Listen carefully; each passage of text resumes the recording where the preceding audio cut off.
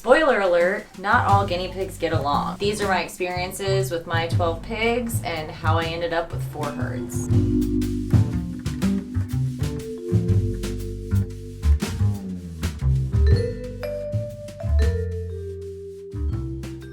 I'm most experienced with dogs and dog behavior. I volunteered doing dog shelter work for a while, and that is where I'm most confident in knowing behaviors. I did a lot of dog behavioral testing, mostly to see if dogs could go home with other dogs or to families that have children and things like that. So for me, I was very confident in dog behavior.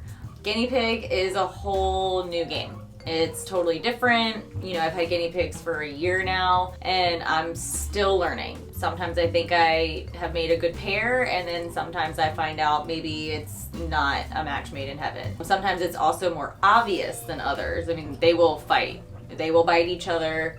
They will hurt each other. It is very important to pay attention to things like that because they can really, really hurt each other. But sometimes it can just be simple like bullying, which doesn't seem like it's a big deal, but then at the same time, it can really prevent a healthy lifestyle for your less dominant guinea pig because maybe they're not going to drink water as much as they should be because they're getting bullied away from the water or their pellets or the hay. So it is really important to pay attention to things like that. And if you're able to provide 2 different areas of water bottles and hay and pellets so that they can have a separate space if you are noticing behaviors like this. There's just a lot that goes into it, you know, and I'm still learning. It's been a wild ride and it's been awesome, honestly. Like, they're just incredible creatures and with such broad personalities, and it's really fascinating to learn and be a part of.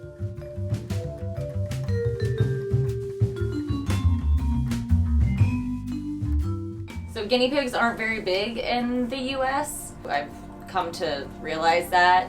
This is why YouTube for me has been so beneficial because ever since I started doing these videos, I have plugged myself into a wider piggy community and I'm learning so much from you guys, which I'm so thankful for. I'm here to just be the best pig mom I can be, so I'm not going to sit here and pretend like I know everything because I don't. Anything you think that would be beneficial or something that you think is harmful, I'd love to hear it.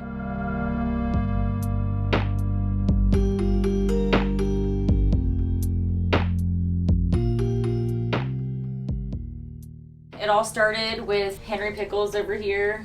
He's eating in his pellet bowl right now. I got him as a rescue. I did a bunch of research before I got him. In my research, I did find that it is important to make sure that your guinea pigs are socialized because they are herd animals. They are used to living in larger numbers than just one. They need to be with their own kind. It is important to at least try because not all guinea pigs get along and some guinea pigs do better alone. So, you know, to be fair, it can be that your guinea pig does best alone. It is important to know that it is best to have guinea pigs in pairs. I think it's like in Sweden, it's against the law to only have one guinea pig.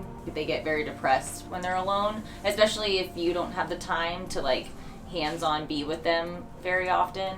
You know, it's kind of like anybody. They just want to be with someone who understands them and speaks their language, you know? So my whole situation started with Henry Pickles. I adopted him. He was being rehomed. I went into it knowing that I was going to get a second pig for him, but I wanted to, you know, get him here, get him settled, and then I waited, I think, like 3 weeks to a month. I think it was like a month, and then I got him neutered. And so then I rescued a female, and when I took her to her wellness visit, I found out she in fact had a wee-wee, and she is a he, and he would be Figgy. When I started socializing them, you want to introduce them in a neutral space. You don't want to introduce one in each other one's living environment because they're very territorial. So I did introductions in a neutral space, and it never went well. It was very... if you have guinea pigs, you know they can chatter, which is like a very, it's like an agitated, like annoyed, not happy sound. And then, I mean, these guys would just like full on, just kind of like lunge at each other. It was wild. So I tried socializing them a couple times, and then I think like after the 3rd time, I was like, you know, they're stressed. Like, this isn't fun for anyone. And then, of course, later, that's when I found out it was a boy. And then you know, they say boars don't get along for the most part. Again, not always the case. Mine did not. So then I was kind of back at square one. 2 guinea pigs, living alone. And then it sort of spiraled into finding companions for each. I got Olive, socialized her with both. She paired well with Figgy. She and Henry did not get along at all. I didn't know at that point if maybe Henry just was kind of one of those pigs that was best to be alone, but I didn't want to not give him a chance. So the next pigs that I adopted were a bonded female pair, because I was trying to, you know, give him the best chance that he had. So then when I introduced him to Frenchie and Gigi, I mean, it was seamless. I mean, there was no issues. There was none of the sounds that you hear that are irritated or stressed out or annoyed. Everything seemed great. So what I did for, I think, about a week, I still had Frenchie and Gigi in their own cage, and he still had his own cage, and I would let them stay out for like hours of the day in the free roam space together and let them just mingle, you know, get to know each other.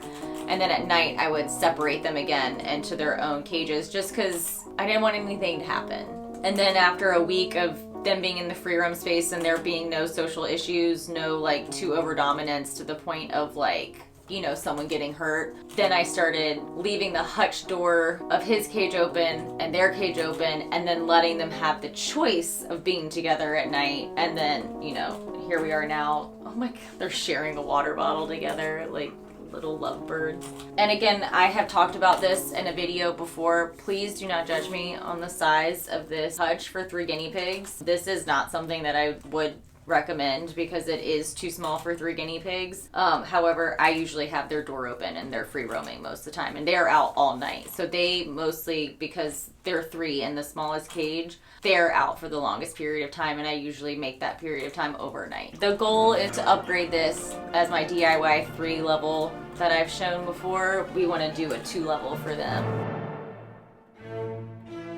You really need to pay attention to your guinea pig's behavior. You really need to pay attention to how they're communicating with each other, their behavior with one another, because it really will make a difference for them and their health as well. Stress can lead to all kinds of things in anyone, and especially, you know, guinea pigs are not an exception to that rule. You know, I found that it was really helpful to always have a backup cage for when you're socializing and trying to pair pigs. So you have a place to separate them, you know, let them find comfort and, you know, at least being alone if it's not working out. It's gonna be different case by case. So really my advice is to just make sure you're prepared for it not to work out. Make sure you have an extra cage. What flexibility you have. Like, do you have a room where you can have all this space where you can leave 2 cages open? You know, that's not the case for everybody. So, you know, it's gonna be different for everyone on how you can pull off successfully trying to pair your guinea pigs and make it so it's comfortable for you and comfortable for them.